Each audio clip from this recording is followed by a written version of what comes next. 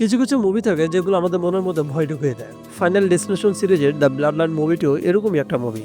নিজের একটা personal experience share করছি। এই মুভিটা দেখার পর আমি ঠিক মতো রাস্তা হাঁটতে পারতাম না।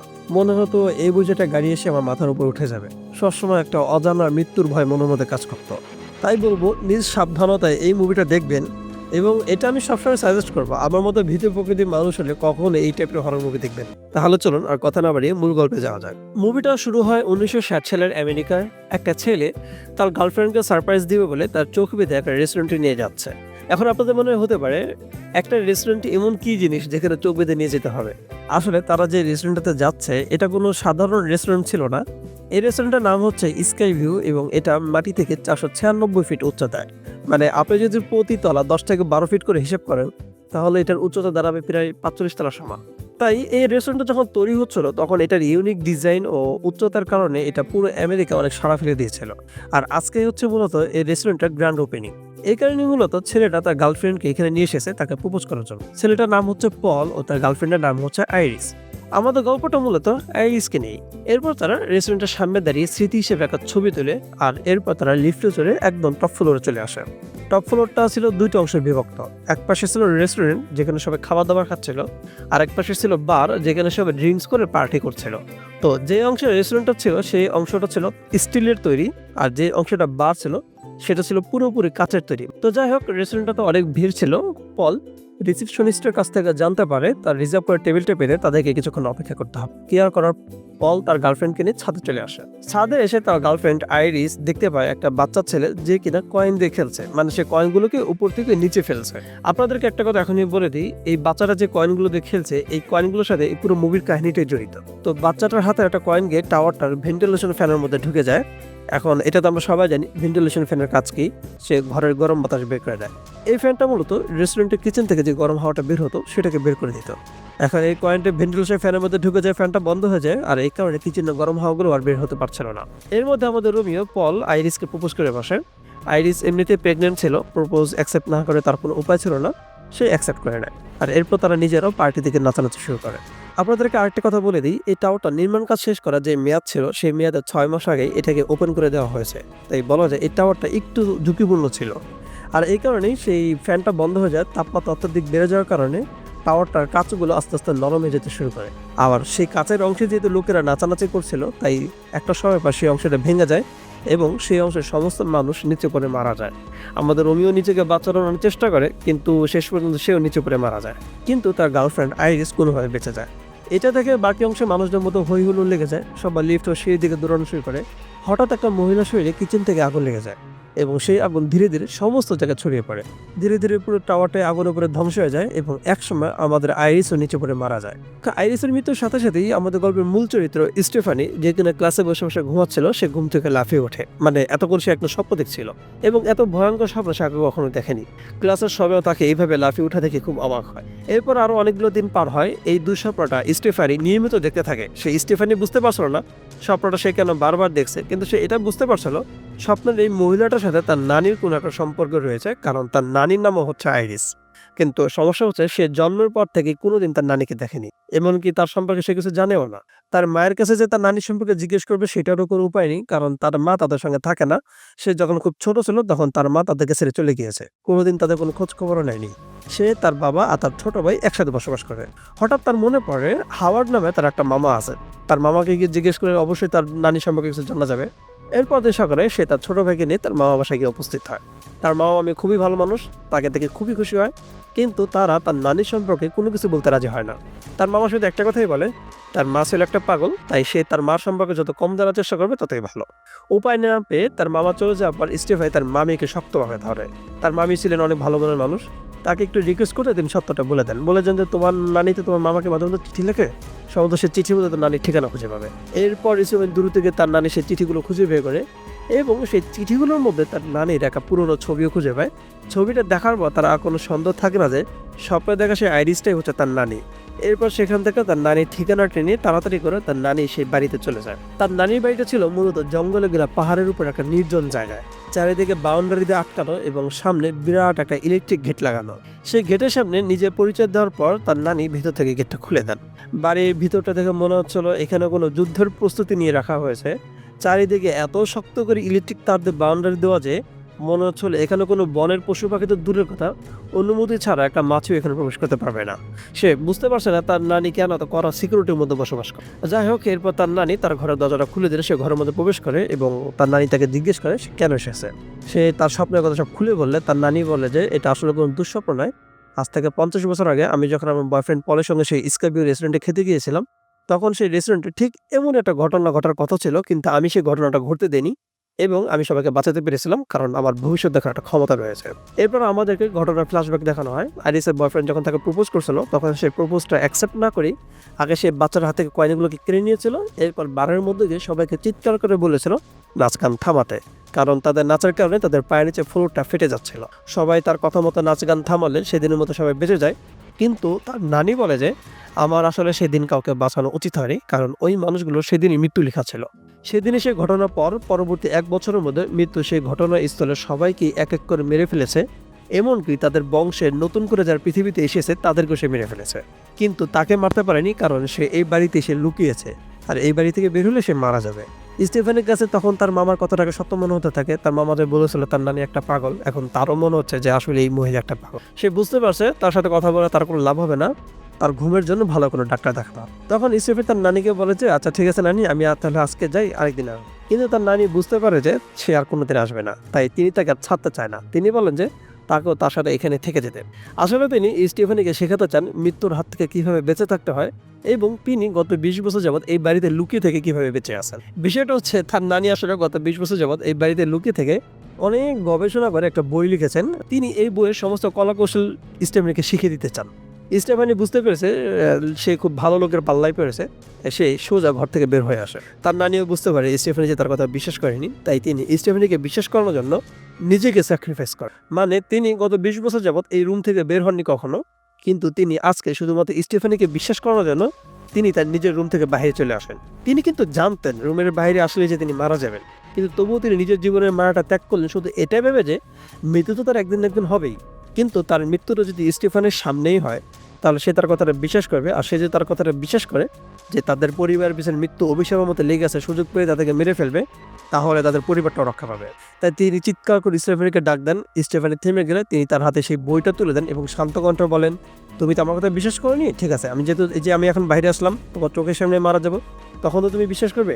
এরপর দেখা যায় কিছুক্ষণ পরেই কোত্থেকে যেন বড় একটা রড উড়ে এসে তার নানির মাথার পিছন দিয়ে ঢুকে সামনে দিয়ে বের হয়ে আসে। সাথে সাথে তার নানি মারা যান এবং স্টিফানি ভয়ে চিৎকার করে ওঠে।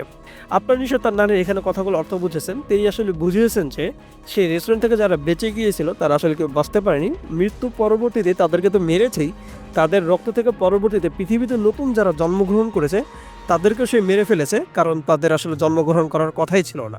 এই কারণেই মূলত এই মুভিটার নাম হচ্ছে দ্য ব্লাড লাইন। যাই হোক, এরপর তার নানির শেষকৃত্য অনুষ্ঠান হয়। সেই অনুষ্ঠানে স্টেফানিকে খুব চিন্তিত দেখাচ্ছিল।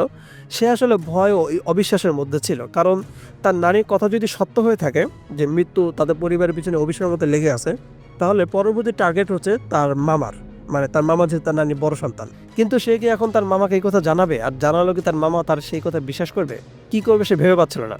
এর মধ্যে দেখা যায় তার মা এসে সেখানে উপস্থিত হয়। সে তার মাকে প্রথমে দেখে চিনতে পারেনি যে এটা যে তার মা। পরে তার বাবা তার মামাকে এগিয়ে যেতে দেখে সে বুঝতে পারে যে হ্যাঁ, এটা তার মা। সে কিন্তু তার মাকে দেখে মোটেও খুশি হতে পারেনি, কারণ এই মহিলা ছোটবেলা তাদেরকে ফেলে চলে গিয়েছিল এবং এতদিন পর সে এসেছে শুধুমাত্র তার নিজের মা মারা গেছে বলে, মানে তাদের জন্য সে আসেনি। এই কারণেই মূলত সে তার মাকে দেখে রাগ করে সেখান থেকে বাসায় চলে যায়। বাসায় এসে সে তার নানির বইটা পড়তে বসে যায়। বইটা খুলে সে একটা পুরনো কয়েন দেখতে পায়। স্টেফানি কয়েনটা দেখে বুঝতে পারে এটাই হচ্ছে সেই কয়েনটা যেটা আইরিস সেই বাচ্চা ছেলেটার হাত থেকে কেড়ে রেখেছে। কিন্তু আমরা তো জানি এটা একটা অভিশপ্ত কয়েন, তাই আমি বলবো তার নানির আসলে এই কয়েনটা বইটার মধ্যে রাখা উচিত হয়নি, কারণ এই কয়েনটা পরে গিয়ে কত বড় একটা ক্ষতি যে করে সেটা আপনার মুভি শেষে গেলে জানতে পারবেন। যাই হোক, সে বইটা পড়তে পড়তে বুঝতে পারে তার নানি আসলে কোনো সাধারণ মানুষ ছিল না। সেটি তার নানিকে পাগল ভেবেছিল, কিন্তু কোনো পাগল মানুষের পক্ষে এমন কোনো বই লেখা সম্ভবই না।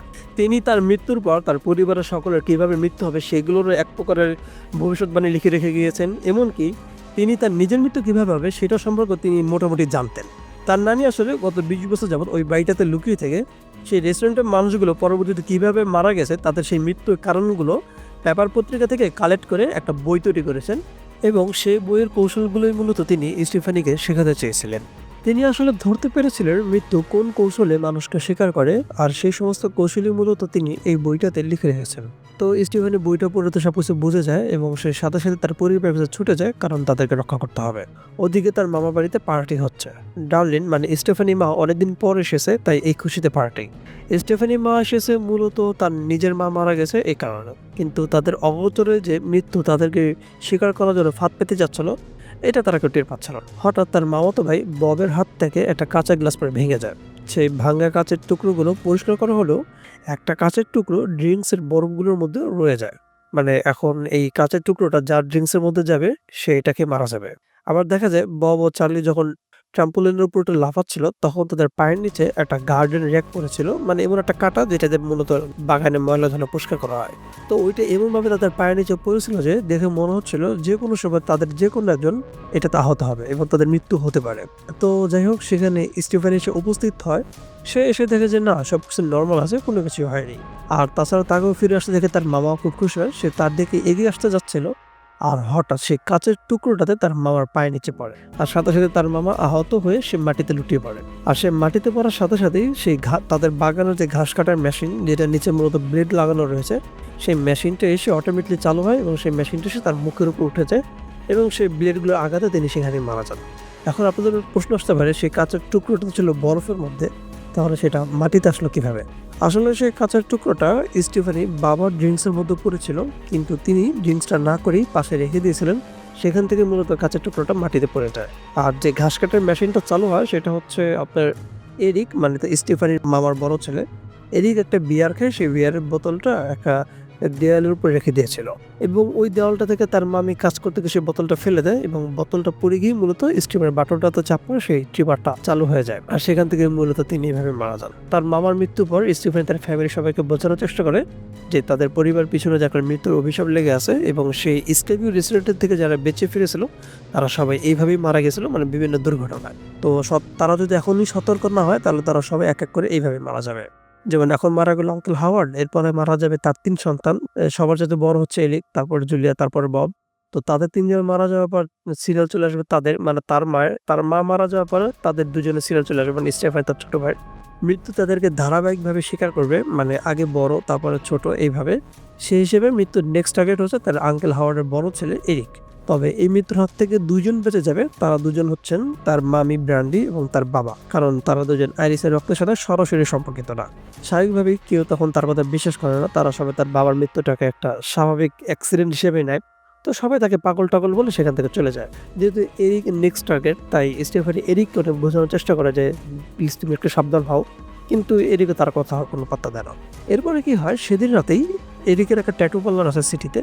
সেদিন রাতে সে বসে বসে ট্যাটুর কাজ করছিল, আর তখনই তাকে শিকার করার জন্য মৃত্যু ফাঁদ পাতা শুরু করে। তো তার দোকানে বড় বড় শিকল লাগানো ছিল। হঠাৎ সেই শিকলের একটা মাথা এসে ফ্যানের সাথে আটকে যায়, আর সেই শিকলের আরেকটা মাথা গিয়ে এই এরিকের নাকে যে গরুর মতো যে নোজপিনটা আছে সেটাতে সে আটকে যায়, আর অটোমেটিক ফ্যানটাও চালু হয়ে যায়। তো ফ্যানটা যতই আস্তে আস্তে ঘুরতে থাকে, আর সেই শিকলের টানে আপনার এরিকও ততই উপরে উঠতেছিল, মানে একটা সময় সে এখানে আহত হয়ে মারা যাবে এরকম আর কি। আবার অন্যদিকে দেখা যায় ফ্লোরে অনেকগুলো অ্যাসিডের বোতল পড়েছিল।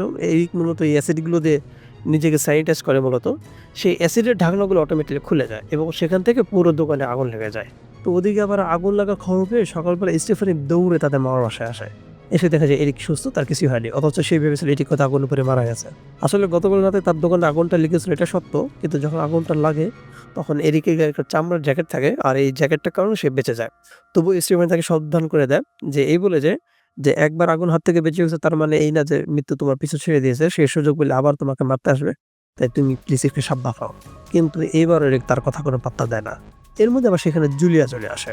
আপনাদেরকে একটু বলে রাখি, আর মামাতো বোন জুলিয়া কিন্তু স্টেফানিকে একদমই পছন্দ করে না, কারণ স্টেফানি সবসময় একটু পড়াশোনায় ভালো ছিল। আর এটা তো আমরা সবাই জানি, কাজিনরা যদি পড়াশোনায় ভালো হয় তাহলে বাবা মার থেকে যে আমাদের কত দিন বকাঝকা শুনতে হয়। আর তাছাড়া জুলিয়া ছিল যে এক ধরনের মেয়ে থাকে না, যে যারা সারাদিন ইনস্টাগ্রামে ছবি টবি আপলোড করে এইসব নিয়ে বিজি থাকে। তো ওই ধরনের একটা মেয়ে ছিল জুলিয়া। সে যখন দেখে যে স্টেফানি তার বড় ভাই এরিকের সঙ্গে খুব গেজাগেজি করতেছে, তো সে এসে স্টেফানিকে বললো যে প্লিজ তুমি একটু দূরে গিয়ে বলো, তোমার এসব গাঁজাখুরি করবো, তুমি অন্য কাউকে গিয়ে শোনাও। এই বলে জুলিয়া সেখান থেকে চলে যায়। তো জুলিয়া যখন চলে যাচ্ছিল তখন তাদের রাস্তার পাশে 2টা বাচ্চা ছেলে ফুটবল খেলছিল। তো জুলিয়া সেখান থেকে যাওয়ার সময় বাচ্চাদের সে ফুটবলটা উড়ে এসে জুলিয়ার মাথায় লাগে, সাথে সাথে জুলিয়া ও একটা ময়লার ড্রাম ছিল তার পাশে, সেই ড্রামটা উপর হয়ে পড়ে যায়। আর ড্রামে পড়ার সাথে সাথে ময়লাওয়ালাও তাকে গাড়িতে তুলে নেয়। গাড়িটা তো তাকে নিয়ে চলা শুরু করে। তো তারা ৩ জন গাড়িটার পিছনে দৌড় দেয় গাড়িটাকে থামানোর জন্য। এদিকেও চার্লি চেষ্টা করে গাড়িটাকে থামানোর, কিন্তু স্টেফান একদম গাড়িটার উপর উপরে উঠে যায় এবং উপরে উঠে সে জুলিয়ার দিকে হাত বাড়িয়ে দেয় তাকে টেনে তোলার জন্য। কিন্তু তারা তো তাকে আর বাঁচাতে পারে না, কারণ জুলিয়া সেই ময়লা গাড়িটার মধ্যে একটা ইম্প্যাক্টের মেশিন ছিল, মানে যেটা মূলত ময়লাগুলোকে চাপ দিয়ে সংকুচিত করে দেয়। সেই মেশিনের চাপে জুলিয়া সেখানে মারা যায়। আর তারা যে গাড়িটাকে থামানোর চেষ্টা করছিল, ড্রাইভার তাদের কোনো চিৎকার চেঁচামেচি কিছুই শুনতে পাচ্ছিল না, কারণ ড্রাইভারের কানে তখন হেডফোন ছিল। তো যাই হোক, জুলিয়ার মৃত্যুর পর তারা সবাই নড়েচড়ে বসে এবং তারা সবাই বিশ্বাস করতে বাধ্য হয় যে স্টিফান যা বলছে সবই সত্যি। এরপর তারা সবাই স্টিফানের কাছে জানতে চায় এখন তাদেরকে কি করতে হবে, মানে মৃত্যু তো তাদের পিছনে লেগে আছে, তা থেকে কিভাবে বাঁচতে হবে।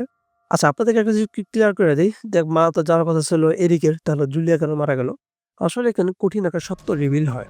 এরিক তার মামা হাওয়ার্ডের সন্তানই ছিল না, তার মামির আরেকটা লোকের সঙ্গে অ্যাফেয়ার ছিল। এরিক হচ্ছে সেই লোকের সন্তান।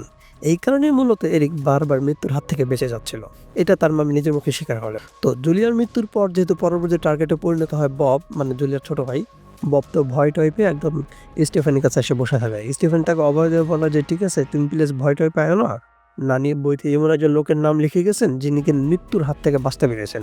তা আমরা সবাই মিলে তোমাকে নিয়ে সেই লোকের কাছে যাব এবং তার কাছে কৌশলটা জিজ্ঞেস করবো সে কিভাবে বেঁচে আছেন, মৃত্যুকে তিনি কিভাবে ধোকা দিতে পারে। এরপর স্টিফানি মা বলে যে হ্যাঁ, তার নানি যে লোকের নামটা বইতে লিখে গেছেন সেই লোকটাকে তার মা চিনে এবং সেই লোকটা হচ্ছে একজন ডক্টর এবং তিনি একটা হসপিটাল চাকরি করেন। এরপর তারা সবাই সেই হসপিটালে যায় সেই লোকটার সাথে দেখা করতে। গিয়ে দেখে এই লোকটা হচ্ছে একটা আফ্রিকান কালো লোক। আপনাদেরকে একটা কথা বলে দিই, সেই স্কাবি রেস্টুরেন্ট যখন ধ্বংস হচ্ছিল তখন পড়ে যাওয়ার সময় আইরিস কিন্তু একটা বাচ্চা ছেলেকে দেখতে পেয়েছে। এই লোকটাই হচ্ছে সে বাচ্চা ছেলেটা। যাই হোক, তারা লোকটার কাছে গিয়ে জিজ্ঞেস করলে লোকটা জানায় যে ওই লোকটাই হচ্ছে আইরিসকে পাহাড়ের উপর বাড়িটা বানিয়ে দিয়েছিল এবং তার প্রয়োজনীয় যত জিনিসপত্র দরকার পড়তো, খাবার দাবার থেকে ওষুধপত্র, সবকিছু নাকি এই লোকটাই তাকে সাপ্লাই দিত। এরপর লোকটা তাদেরকে জানায় মৃত্যুর হাত থেকে বাঁচা খুবই সহজ, তাদেরকে জাস্ট 2টা কাজ করতে হবে, হয় নিজেকে মারতে হবে নয়তো কাউকে খুন করতে হবে।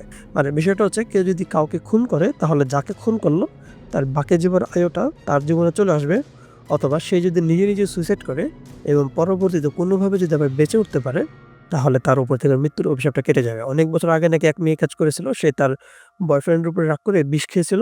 পরবর্তী ডাক্তাররা সেই মেয়ের পেট থেকে বিষগুলো বের করে ফেললে মেয়েটা আবার সুস্থ হয়ে যায় এবং এরপর থেকে মেয়েটার উপর থেকে মৃত্যুর অভিশাপও কেটে যায়, মেয়েটাও অনেকদিন বেঁচে ছিল। এরপর তার সাথে তাকেও জিজ্ঞেস করে সে নিজে করেছে কোনটা।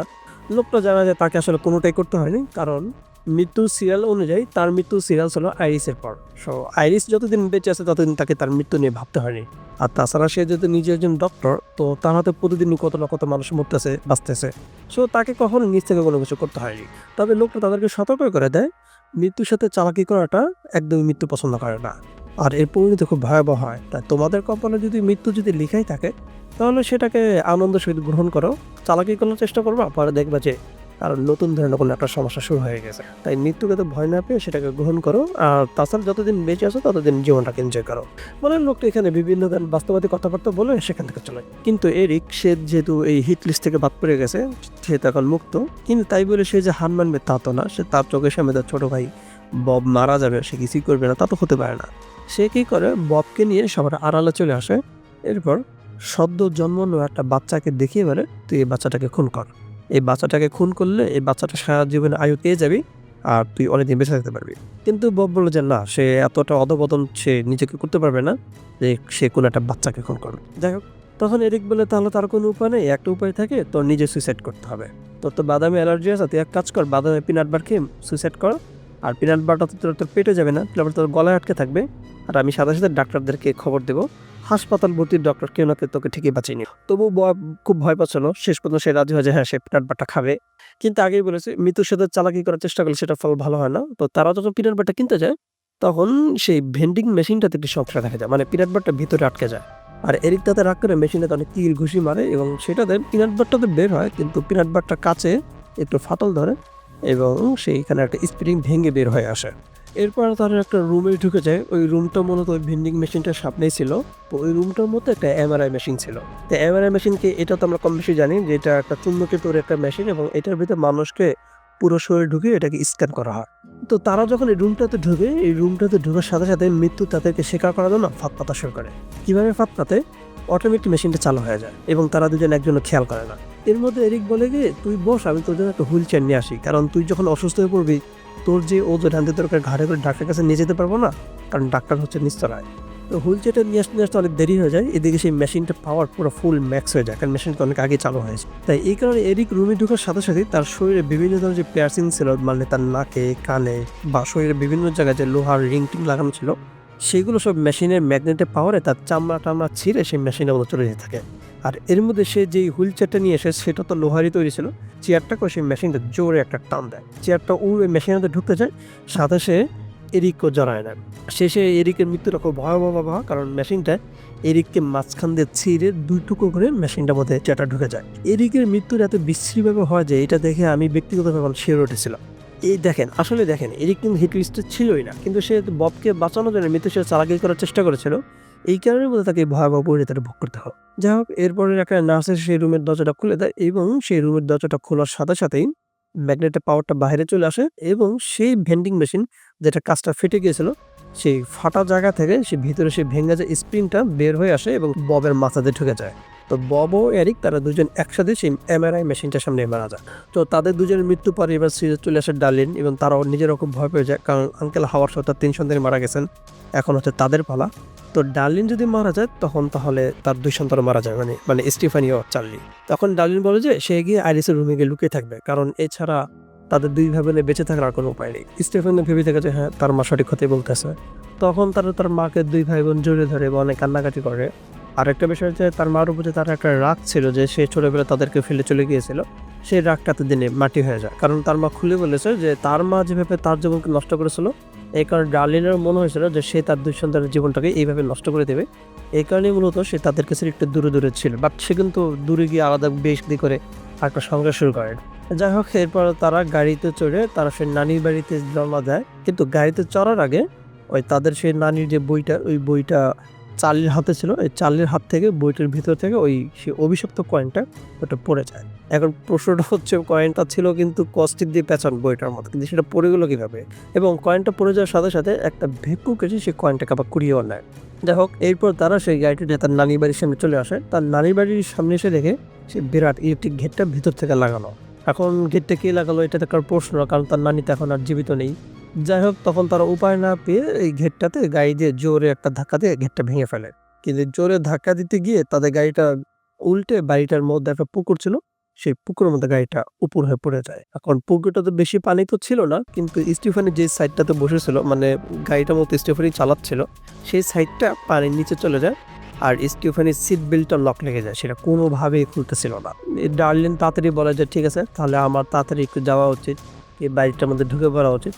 কিন্তু মৃত্যু তো ডার্লিনকে বাড়িটার মধ্যে ঢুকতে দেবে না, কারণ সে ঢুকতে দিলে আবারও সে 20 বছর অপেক্ষা করতে হবে তাকে মারার জন্য। তখন সে কি করে, বাড়িটার মধ্যে আগুন লাগিয়ে দেয়, আর বাড়িটার মধ্যে অনেকগুলো গ্যাসের সিলিন্ডার ছিল, সেখান থেকে বাড়িতে বিরাট বড় বিস্ফোরণ ঘটে এবং সেই বিস্ফোরণেই মূলত তার মা মারা যায়। তো তার মা মারা যাওয়ার পর চার্লি তো ভয় পেয়ে যায়, এখন স্টিফানিকে বাঁচাতে হবে, কারণ স্টিফানি মারা গেলে সেও মারা যাবে। তো চার্লি দ্রুত এসে স্টিফানিকে সেই পানি থেকে বের করে, স্টিফানি পানিটা নিয়ে খেয়ে একদম জ্ঞান ট্যান হারায় ফেলে। তো পানি পেটে চাপ দেওয়ার পরে মুখ থেকে পানিগুলো বের হওয়ার পর সে আবার জ্ঞান ফেরার পর স্টিফানি তো খুব খুশি হয়, কারণ সেই লোকটা তো বলেছিল কেউ যদি সুইসাইড করে বা নিজে নিজে মারা যায়, তাহলে কেউ যদি তারা আবার জীবিত করতে পারে তাহলে তার উপর মৃত্যু অবশ্যটা কেটে যাবে। তাই স্টিফানির মনে হতে থাকে সে যে পানি খেয়ে মারা গিয়েছিল এবং চার্লি তাকে আবার জীবিত করতে পেরেছে, তার মানে তাদের উপর থেকে আপনার ওই মৃত্যুর ঐশ্বরটা কেটে গেছে। কিন্তু প্রশ্নটা হচ্ছে, খুশিটা স্টিফানি হচ্ছে তাকে নয় মা নয়, ঠিক আছে, তার উপর থেকে কেটে গেছে, কিন্তু চার্লির এখানে আসলে খুশি হওয়ার কোনো কারণ নেই, কারণ মৃত্যুর সিরিয়াল তখন তার উপর চলে আসবে যদি স্টিফানি বেঁচেও গিয়ে থাকে। যাই হোক, কি আর করার, তারা তো খুব নিশ্চিন্ত থাকে, তারা বাসায় চলে আসে। এর মধ্যে হয় কি, আপনার চার্লির একটা গার্লফ্রেন্ড আছে জেনি নামে, তো জেনির সাথে চার্লির একটা পার্টিতে যাওয়ার কথা আছে। তো সে জেনিকে ওই পার্টিতে যাওয়ার জন্য জেনিকে রিসিভ করতে তাদের বাসায় আসে। তো তার সাথে স্টিফানি এসেছে। ওই জেনির বাবা ছিল আবার একজন ডক্টর, তিনি আবার আপনার চার্লিকে খুবই ভালোবাসতেন, খুবই আদর করতেন। তা তিনি স্টিফানিকে বলেন যে চার্লির ছেলেটা খুবই ভালো।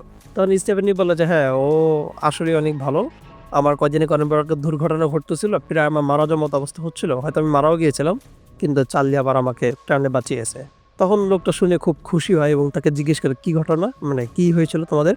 তখন স্টিফানি সবকিছু খুলে বসে। তো তিনি সবকিছু শুনে বলেন যে তুমি আসলে মারা যাওনি, কারণ তুমি জাস্ট জ্ঞান হারিয়েছিলে। তো এইটা শুনে তো তাদের 2 ভাই বোনের কলিজা পানিতে শুকিয়ে যায়। মানে স্টিফেনিও খেয়াল করে দেখে যে তারা তো ভেবেছিল যে তারা এখন স্বাভাবিক নিশ্চিন্ত জীবনযাপন করতে পারবে। তাদের প্রতি মৃত্যুর অভিশাপ কেটে যাবে। কিন্তু এখন যদি স্টিফেন যে মারাই না গিয়ে থাকে তার মানে তাদের উপর থেকে মৃত্যুর অভিশাপটা এখন কাটেইনি। অথচ তারা এখানে পার্টিতে যাওয়ার জন্য ঘোরাঘুরি করতেছে। যাই হোক তারা তো খুব ভয় পেয়ে যায়। এদিকে স্টিফেনি খেয়াল করে যে তাদের আশেপাশে অনেক ধরনের অদ্ভুত ঘটনা ঘটছে এবং এই ঘটনাগুলো কিছুটা তার কাছে পরিচিত। যেমন জেনিদের বাড়ির সামনে একটা রেল লাইন রয়েছে। সেই রেল লাইনের সামনে দিয়ে একটা লাল গাড়ি ছুটে যাচ্ছে। স্টিফেন যে স্বপ্নটা দেখেছিল আইরিসে, এই স্বপ্নের শুরুটাও কিন্তু এই টাইপেরই ছিল যে একটা রেল লাইনের সামনে দিয়ে একটা লাল গাড়ি ছুটে যায়। আবার দেখা যায় যে স্টিফেনি চার্লি যখন জেনির জন্য অপেক্ষা করছিল তখন স্টিফেন একটা গোলাপ ফুল এনে চার্লির স্যুটের পকেটে রেখে দিতেছিল। তো তখন ওই গোলাপ ফুলের কাঁটায় লেগে আপনার স্টিফেনির হাতটা একটু কেটে যায়। তো সেম এই জিনিসটা আইরিসের সঙ্গে হয়েছিল। আবার আরেকটা মজার বিষয় হচ্ছে যে আইরিস কিন্তু যে স্টাইলের, যে ডিজাইনের, যে কালারের জামাটা পরেছিল সেম একই স্টাইলের, একই ডিজাইনের, একই কালার জামাটা আজকে জেনিও পার্টিতে যাওয়ার জন্য পড়েছে। তো এই সবকিছু দেখে এটাকে জাস্ট একটা কোইন্সিডেন্স মনে হতে থাকে না স্টিফেনের মনে থেকে এটা নিশ্চয়ই কোনো যোগসূত্র আছে। তখনই সে খেয়াল করে দূর থেকে একটা ট্রেন ক্র্যাশ করেছে এবং সেই ট্রেনটা ক্র্যাশ করে তাদের দিকে ছুটে আসছে। ব্যাস সে চার্লিকে নিয়ে দৌড়ে পালানো শুরু করে। কিন্তু দৌড়ে গিয়ে আর মৃত্যু থেকে বাঁচা যায়? যা হওয়ার তাই হয়। তারা দুজনে সেখানে মারা যায়। তো তাদের দুজনের মৃত্যু দেখে আমার কাছে ব্যাপারটা কিছুটা উইয়ার্ড লাগে। মুভির মেইন ক্যারেক্টারই মারা যাচ্ছে, তাহলে মুভির শেষে কি হবে? আমি অবশ্য ভাবতেছিলাম যে কোনো না কোনোভাবে তারা দুজন হয়তো কোনোভাবে বেঁচে যাবে। কিন্তু যে দেখা যায় যে না, তারা দুজনে মারা যায়। তারপরে আমি বুঝতে পারি যে এই মুভিটার আসল মোটিভ হচ্ছে যে মৃত্যু থেকে কখনো বাঁচা যায় না। আপনার যত ভবিষ্যৎ দেখার ক্ষমতা থাকুক, আপনার যতই যাই থাকুক, আপনি যতই গবেষণা করে বই-টই লেখেন না কেন, মৃত্যু থেকে আপনি বাঁচতে পারবেন না। এটাই হচ্ছে চিরসত্য। তো যাই হোক, এটাই ছিল মুভির মূল মোটিভ যে মৃত্যু থেকে কখনো বাঁচা যায় না। গল্পটা আপনাদের কেমন লাগে সেটা অবশ্যই আমাকে জানাবেন। ভিডিওটা ভালো লাগে চ্যানেলটা সাবস্ক্রাইব করবেন এবং আপনার নিজের পছন্দের কোনো মুভির উপর যদি ভিডিও দেখতে চান সেটাও আমাকে জানান। তো চ্যানেলটা ঘুরে বাকি ভিডিওগুলো দেখবেন এবং পরবর্তী ভিডিও দেখার আমন্ত্রণ জানিয়ে তাহলে শেষ করছি এখানেই। আল্লাহ হাফেজ।